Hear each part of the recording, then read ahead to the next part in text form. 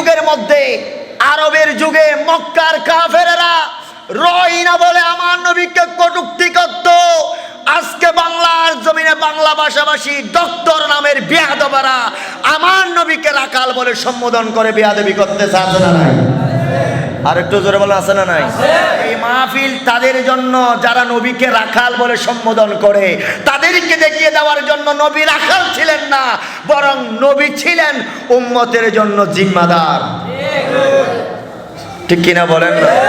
যেই শিক্ষার কারণে নিজেও জাহান্নামে যাবে এবং ওই শিক্ষা মানুষকে দেওয়ার কারণে ওই মানুষগুলাকে নিয়ে সহ জাহান্নামে যাবে। ঠিক কিনা বলেন?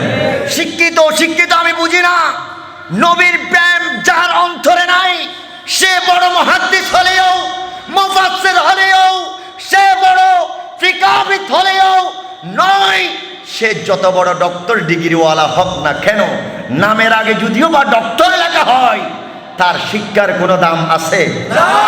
নাই। যতক্ষণ পর্যন্ত তার অন্তরে নবীর মহাব্বত নাই, যতক্ষণ পর্যন্ত তার অন্তরে নবীর সাথে অন্তরের সাথে কানেকশন ঠিক নাই, ততক্ষণ তার শিক্ষার কোনো দাম নাই। ওই শিক্ষার দাম আছে, ওই মানুষের দাম আছে, ওই রিক্সাওয়ালার দাম আছে, ওই ঠেলাগাড়িওয়ালার দাম আছে, ওই দিন মজুরের দাম আছে, ওই কৃষক ভাইয়ের দাম আছে, ওই মাটি কাটনেওয়ালার দাম আছে, যার অন্তরের সাথে আমার নবীর সম্পর্ক। আর একটু জোরে বলুন সুবহানাল্লাহ। নবীর গোলাম হিসেবে কবুল করুক। এই মাহফিল তো নবীর গোলাম বানানোর জন্য, ঠিক না? এই মাহফিল নবীর শিক্ষা দেওয়ার জন্য। এই মাহফিল যারা বলে নবী কিছু জানে না, নবী দেওয়ালের পিছনের কবর জানে না, এই মাহফিল হচ্ছে মেরাজুন নবী হচ্ছে তাদেরকে দেখিয়ে দেওয়ার জন্য আঙ্গুল দিয়ে দেখো নবী কি জানে, ঠিক না বলে? রাসূলুল্লাহর ঘরের মধ্যে যখন সন্তান আসতেন, এক একজন সন্তান ইন্তেকাল হয়ে যেত। কয়েক কাফের বলতে লাগলেন, বলে নবী নির্বংশ। জোরে বলুন নাউজুবিল্লাহ। নবী কি বংশ? নির্বংশ। নবী নির্বংশ বলাতে আল্লাহর বরদাস্ত হয় নাই। আল্লাহ বলে, যেই নবীকে নির্বংশক বলো, সেই নবীর শান কি তোমরা জানো? সেই নবীর শান হচ্ছে বিসমিল্লাহির রহমানির রহিম, ইন্না আ'তাইনাকাল কাউসার। আমার নবীকে কাউসারের মালিক বানিয়ে দিয়েছেন। আল্লাহ বলেন, ইন্না আ'তাইনাকাল কাউসার ফাসাল্লি লিরাব্বিকা ওয়ানহার ইন্না শানিয়াকা হুয়াল আবতার। ইয়া রাসূলুল্লাহ, আপনাকে যারা আত্মার বলে, আপনাকে যারা নির্বংশ বলে, তারাই হচ্ছে সর্বশ্রেষ্ঠ নির্বংশ। জোরে বলুন আল্লাহু আকবার। নবীর শানে বেয়াদবি করলে আল্লাহ সাথে সাথে তার শিক্ষা দেয়, ঠিক কিনা বলেন? আল্লাহ বলেন তারাই নির্বংশ যারা আপনাকে নির্বংশ বলে। কারণ আল্লাহর নবীর সন্তানগুলা আল্লাহ চাইলে রাখতে পারতেন। নবীও বলে দিয়েছেন, আনা খাতামান নবিয়্যিন, আমি হলাম শেষ নবী। নবী যদি, নবীর ঘরে যদি সন্তান আসে, নবীর ঘরে যদি সন্তান জীবিত থাকতো, তাহলে তারা পরবর্তী নবী হতো। সেই জন্য আমার নবী তো আনা খাতামান নবিয়্যিন, আমার নবী তো শেষ নবী। লা নবিয়্যা বাদি, আমার নবীর পরে যেহেতু কোনো নবী আসবে না, সেই জন্য আল্লাহ রাব্বুল আলামিন নবীর ঘরের সন্তানগুলা তুলে নিলেন। জোরে বলুন সুবহানাল্লাহ। সেই জন্য সেই কারণে নবীর সন্তানগুলা তুলে নিলেন। আর কাফেররা বলতে লাগলো, হয়তো উনি নির্বংশ হয়ে যাচ্ছে। আল্লাহ বলে, ইয়া রাসূলুল্লাহ, আপনাকে তো শেষ নবী হিসেবে পাঠাবো। আর আমার রাসূলও বলে দিলেন, আমার উম্মতের বংশগুলা দুনিয়ার জমিনের মধ্যে ছড়িয়ে ছিটিয়ে থাকবে। তাদের আপনার পুত্রদের মাধ্যমে, তাদের সন্তানদের মাধ্যমে বংশ জারি থাকবে।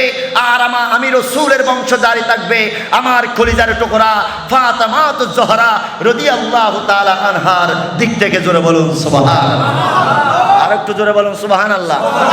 এমনকি আমার নবীকে যখন উহি দেওয়া বন্ধ করে দিলেন কিছুদিনের জন্য, তখন মক্কার কাফেররা আবার নবীর বিরুদ্ধে বলে, আমার নবীকে বলতেছেন, ও আব্দুল্লাহর ছেলে মুহাম্মদ। প্রত্যেকে বলুন সাল্লাল্লাহু আলাইহি ওয়াসাল্লাম, মনে হয় আব্দুল্লাহর ছেলে মোহাম্মদ তোমাকে বুঝি তোমার রব ভুলে গিয়েছেন? জোরে বলুন নাউজুবিল্লাহ। বলুন আপনার আমার এই বিশ্বাস কি কখনো হতে পারে আল্লাহকে কখনো আমার নবীকে ভুলতে পারে? জোরে বলুন আমার নবীকে ভুলতে পারে? আল্লাহর সাথে সাথে কোরআনুল কারীমের আয়াত নাযিল করে দেন, ওয়াদ-দুহা ওয়াল লাইলি ইযা সাজা মা ওয়াদ্দাআকা রাব্বুকা ওয়া মা ক্বালা ওয়ালাল আখিরাতু খায়রুল লাকা মিনাল উলা। আল্লাহ রাব্বুল আলামিন কোরআনুল কারীমের আয়াত নাযিল করে দিয়ে বলতে লাগলেন, ইয়া রাসূলুল্লাহ, আপনার রব আপনাকে বলতে পারে না, আপনার রব আপনার প্রভু আপনাকে বলতে পারে না। কাফেরদেরকে আপনি এই আয়াতে কারিমা শ্রবণ করি, আপনি তাদেরকে বলে দেন যে আমি আপনাকে বলি নাই। জোরে বলুন সুবহানাল্লাহ। আরেকটু জোরে বলুন সুবহানাল্লাহ।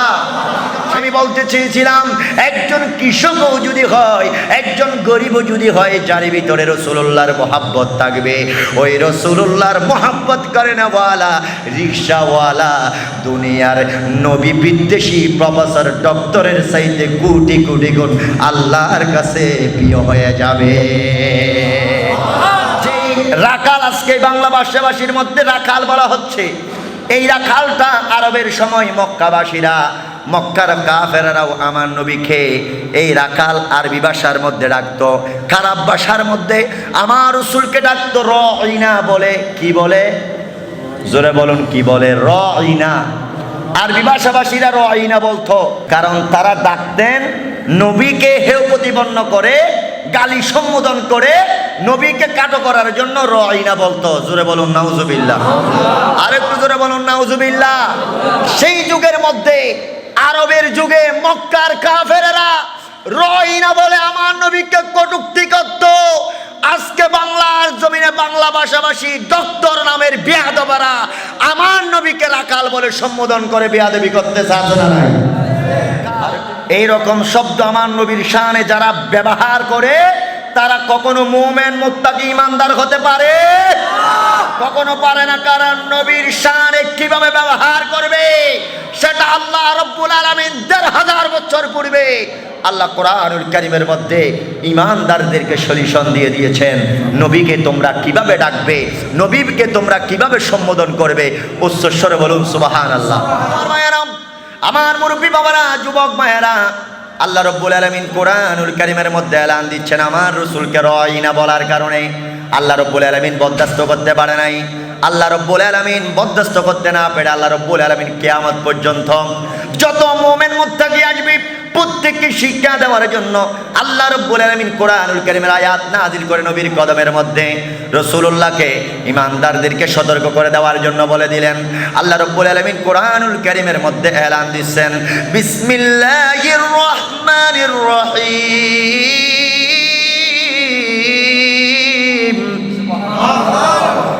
ইয়া